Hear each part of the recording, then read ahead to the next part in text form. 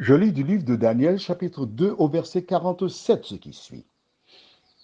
Le roi adressa la parole à Daniel et dit, en vérité, votre Dieu est le Dieu des dieux et le Seigneur des rois.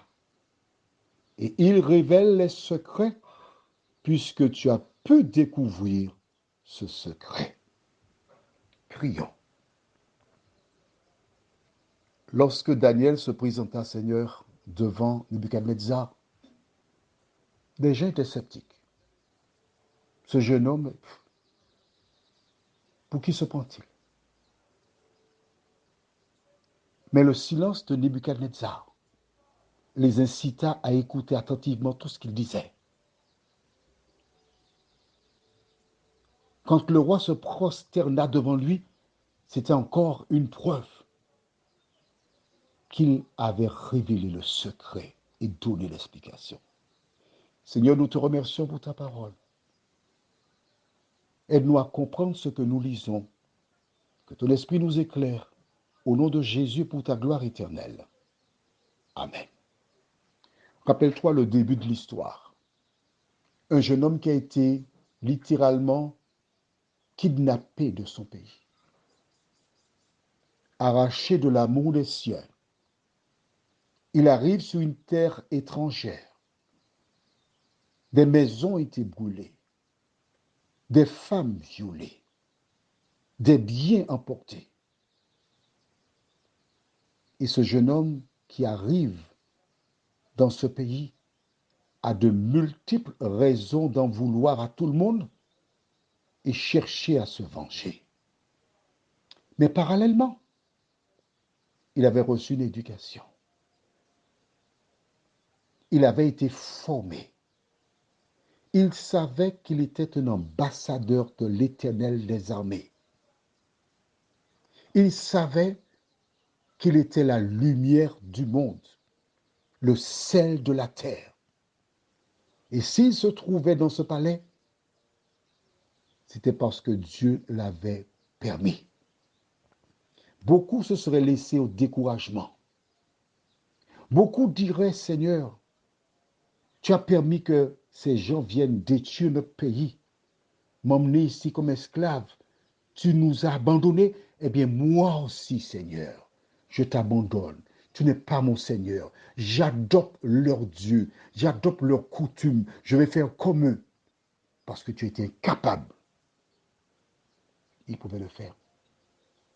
Mais il ne l'a pas fait. Il connaissait son Dieu. Il aimait son Dieu. Il était fidèle à son Dieu. Il savait qu'il pouvait compter sur l'Éternel. Parce qu'il fut fidèle, l'Éternel l'utilisa. Tu te rappelles, je te disais que pourquoi Dieu n'a pas pris un roi parmi les enfants d'Israël qui soit la tête en or? L'histoire nous démontre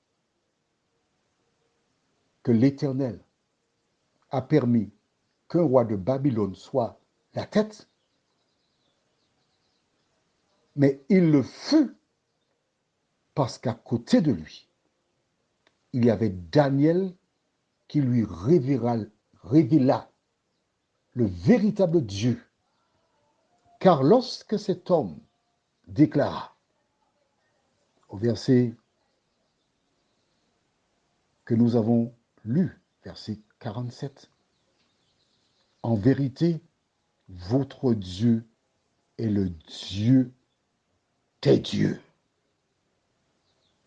Comment Nebuchadnezzar pourrait-il se contenter d'être sous la coupole des dieux des minuscules, tandis qu'il était là, en compagnie de Daniel, qui était le serviteur